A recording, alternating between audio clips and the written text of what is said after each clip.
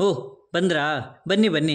ಸಿನಿಮಾದಲ್ಲಿ ನಡೆಯೋದೆಲ್ಲ ನಮ್ಮ ನಿಜ ಜೀವನದಲ್ಲಿ ನಡೆಯಲ್ಲ ಅನ್ನೋದು ನಮಗೆಲ್ಲ ಗೊತ್ತೇ ಇದೆ.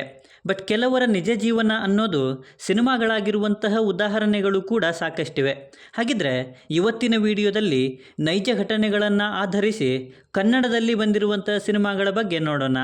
ಅದಕ್ಕೂ ಮುಂಚೆ ಚಾನಲ್ಗೆ ಹೊಸಬರಾಗಿದ್ದರೆ ಚಾನಲನ್ನು ಸಬ್ಸ್ಕ್ರೈಬ್ ಮಾಡಿಕೊಂಡು ಪಕ್ಕದಲ್ಲಿರೋ ಗಂಟೆಯನ್ನು ಕೂಡ ಬಾರಿಸ್ಬಿಡಿ. ಯಾಕೆಂದರೆ ಇದೇ ತರಹದ ಮತ್ತಷ್ಟು ಡಿಸ್ಕಷನ್ ಜೊತೆಗೆ ಭೇಟಿಯಾಗ್ತಿರೋಣ. ಆ್ಯಂಡ್ ಈ ವಿಡಿಯೋ ನಿಮಗೆ ಇಷ್ಟ ಆದರೆ ನಾನು ನಿಮ್ಮ ಕಡೆಯಿಂದ ಬಯಸೋದು ಒಂದು ಲೈಕ್ ಮಾತ್ರ. ಅದನ್ನು ಕೂಡ ಕೊಟ್ಟು ವಿಡಿಯೋನ ಕಂಪ್ಲೀಟಾಗಿ ನೋಡಿ. ಸೈನೈಡ್ 2006ರಲ್ಲಿ ಬಂದ ಸಿನಿಮಾ. AMR ರಮೇಶ್ ಅವರು ಈ ಸಿನಿಮಾನ ಡೈರೆಕ್ಟ್ ಮಾಡಿದರು. ಸಿನಿಮಾದಲ್ಲಿ ರವಿ ಕಾಳೆ, ರಂಗಾಯಣ ರಘು ಮತ್ತು ತಾರಾ ಅವರು ಮುಖ್ಯ ಪಾತ್ರದಲ್ಲಿ ಕಾಣಿಸಿಕೊಂಡಿದ್ದರು. ರಾಜೀವ್ ಗಾಂಧಿಯವರ ಮರ್ಡರ್ ಮಿಸ್ಟ್ರಿ ಕಥೆಯನ್ನು ಇಟ್ಕೊಂಡು ಈ ಸಿನಿಮಾನ ಮಾಡಲಾಗಿತ್ತು. ಈ ಸಿನಿಮಾ ಕರ್ನಾಟಕ ಸ್ಟೇಟ್ ಫಿಲ್ಮ್ ಅವಾರ್ಡ್ಸಲ್ಲಿ ಬೆಸ್ಟ್ ಫಿಲ್ಮ್ ಅವಾರ್ಡನ್ನು ಗೆದ್ದಿತ್ತು. ಇದರಲ್ಲಿನ ನಟನೆಗಾಗಿ ರಂಗಾಯಣ ರಘು ಅವರು ಬೆಸ್ಟ್ ಆ್ಯಕ್ಟರ್ ಆ್ಯಂಡ್ ತಾರಾ ಅವರು ಬೆಸ್ಟ್ ಆ್ಯಕ್ಟ್ರೆಸ್ ಅವಾರ್ಡ್ ಕೂಡ ಪಡ್ಕೊಂಡಿದ್ದಾರೆ. ತಾಜ್ ಮಹಲ್ 2008ರಲ್ಲಿ ಬಂದ ಸಿನಿಮಾ. R. ಚಂದ್ರು ಅವರು ಈ ಸಿನಿಮಾನ ಡೈರೆಕ್ಟ್ ಮಾಡಿದರು.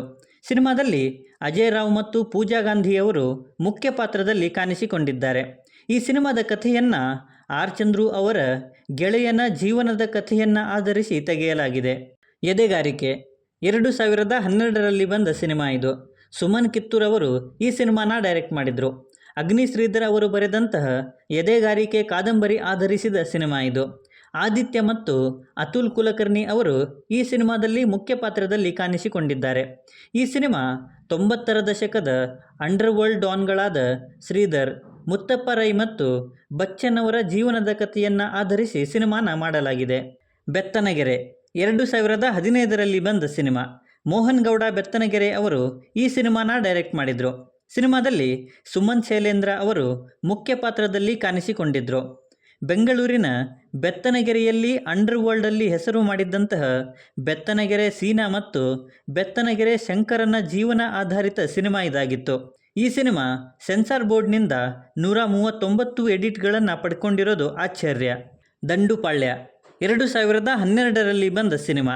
ಶ್ರೀನಿವಾಸ್ ರಾಜು ಅವರು ಈ ಸಿನಿಮಾನ ಡೈರೆಕ್ಟ್ ಮಾಡಿದರು. ಸಿನಿಮಾದಲ್ಲಿ ಪೂಜಾ ಗಾಂಧಿ ಮತ್ತು ರಘು ಮುಖರ್ಜಿ ಅವರು ಮುಖ್ಯ ಪಾತ್ರದಲ್ಲಿ ಕಾಣಿಸಿಕೊಂಡಿದ್ದರು. ಈ ಸಿನಿಮಾ ದಂಡುಪಾಳ್ಯ ಎಂಬ ನಟೋರಿಯಸ್ ಗ್ಯಾಂಗ್ನ ನೈಜ ಘಟನೆಯಾಧಾರಿತ ಸಿನಿಮಾ ಆಗಿತ್ತು. ಅಲ್ಲದೆ ಮಲ್ಟಿಪ್ಲೆಕ್ಸ್ನಲ್ಲಿ ಈ ಸಿನಿಮಾ 100 ದಿನಗಳ ಭರ್ಜರಿ ಪ್ರದರ್ಶನವನ್ನು ಕೂಡ ಕಂಡಿತ್ತು. ಕೈವಾ 2023ರಲ್ಲಿ ಬಂದ ಸಿನಿಮಾ ಇದು. ಜಯತೀರ್ಥ ಅವರು ಈ ಸಿನಿಮಾನ ಬರೆದು ಡೈರೆಕ್ಟ್ ಮಾಡಿದರು. ಸಿನಿಮಾದಲ್ಲಿ ಧನ್ವೀರ್ ಮತ್ತು ಮೇಘಾ ಶೆಟ್ಟಿಯವರು ಮುಖ್ಯ ಪಾತ್ರದಲ್ಲಿ ಕಾಣಿಸಿಕೊಂಡಿದ್ದರು. ಈ ಸಿನಿಮಾ 12 ಸೆಪ್ಟೆಂಬರ್ 1983ರಲ್ಲಿ ಬೆಂಗಳೂರಿನಲ್ಲಿ ನಡೆದಂತಹ ನೈಜ ಘಟನೆಗಳ ಆಧಾರಿತ ಸಿನಿಮಾ ಆಗಿದೆ. ಹೆಡ್ ಬುಷ್ 2022ರಲ್ಲಿ ಬಂದ ಸಿನಿಮಾ ಇದು. ಅಗ್ನಿ ಶ್ರೀಧರ್ ಅವರು ಬರೆದು ಶೂನ್ಯ ಅವರು ಈ ಸಿನಿಮಾನ ಡೈರೆಕ್ಟ್ ಮಾಡಿದರು. ಸಿನಿಮಾದಲ್ಲಿ ಡಾಲಿ ಧನಂಜಯ್ ಅವರು ಮುಖ್ಯ ಪಾತ್ರದಲ್ಲಿ ಕಾಣಿಸಿಕೊಂಡಿದ್ದಾರೆ. ಇದು ಬೆಂಗಳೂರಿನ ಡಾನ್ ಜಯರಾಜ್ ಅವರ ಜೀವನ ಆಧಾರಿತ ಕಥೆಯನ್ನು ಇಟ್ಕೊಂಡು ಮಾಡಿರುವಂಥ ಸಿನಿಮಾ. ಡೆಡ್ಲಿ ಸೋಮ ಇದು 2005ರಲ್ಲಿ ಬಂದ ಸಿನಿಮಾ. ರವಿ ಬೆಳಗೆರೆ ಅವರು ಬರೆದು ರವಿ ಶ್ರೀವತ್ಸ ಅವರು ಈ ಸಿನಿಮಾನ ಡೈರೆಕ್ಟ್ ಮಾಡಿದರು. ಸಿನಿಮಾದಲ್ಲಿ ಆದಿತ್ಯ ಮತ್ತು ಕ್ರೇಜಿ ಕ್ವೀನ್ ರಕ್ಷಿತಾ ಅವರು ಮುಖ್ಯ ಪಾತ್ರದಲ್ಲಿ ಕಾಣಿಸಿಕೊಂಡಿದ್ದರು. ಈ ಸಿನಿಮಾ ಗ್ಯಾಂಗ್ಸ್ಟರ್ ಡೆಡ್ಲಿ ಸೋಮನ ಬಯೋಪಿಕ್ ಆಧಾರಿತ ಸಿನಿಮಾ ಆಗಿದೆ. ಮೈನಾ 2013ರಲ್ಲಿ ಬಂದ ಸಿನಿಮಾ. ವಿ ನಾಗಶೇಖರ್ ಅವರು ಈ ಸಿನಿಮಾನ ಡೈರೆಕ್ಟ್ ಮಾಡಿದರು. ಸಿನಿಮಾದಲ್ಲಿ ಚೇತನ್ ಮತ್ತು ನಿತ್ಯ ಮೆನನ್ ಅವರು ಮುಖ್ಯ ಪಾತ್ರದಲ್ಲಿ ಕಾಣಿಸಿಕೊಂಡಿದ್ದರು. ಈ ಸಿನಿಮಾ ಮಾಜಿ police ACP BB Ashok Kumar ಅವರು ಹೇಳಿದ ನೈಜ ಕಥೆಯನ್ನು ಇಟ್ಕೊಂಡು ಸಿನಿಮಾನ ಮಾಡಲಾಗಿದೆ. ಆ್ಯಂಡ್ ಆಶ್ಚರ್ಯ ಅಂದರೆ ಈ ಸಿನಿಮಾ ಫಿಲ್ಮ್ ಫೇರ್ ಅವಾರ್ಡ್ಸಲ್ಲಿ ಬೆಸ್ಟ್ ಫಿಲ್ಮ್ ಅವಾರ್ಡನ್ನು ಕೂಡ ಪಡ್ಕೊಂಡಿದೆ. ಅಟ್ಟಹಾಸ AMR ರಮೇಶ್ ಅವರು ಈ ಸಿನಿಮಾನ ಡೈರೆಕ್ಟ್ ಮಾಡಿದ್ದಾರೆ.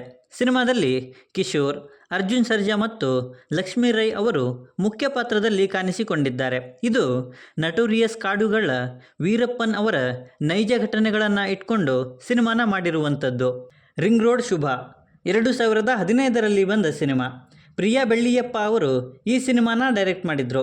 ದುನಿಯಾ ವಿಜಯ್ ಮತ್ತು ನಿಖಿತಾ ಅವರು ಈ ಸಿನಿಮಾದಲ್ಲಿ ಮುಖ್ಯ ಪಾತ್ರದಲ್ಲಿ ಕಾಣಿಸಿಕೊಂಡಿದ್ದಾರೆ.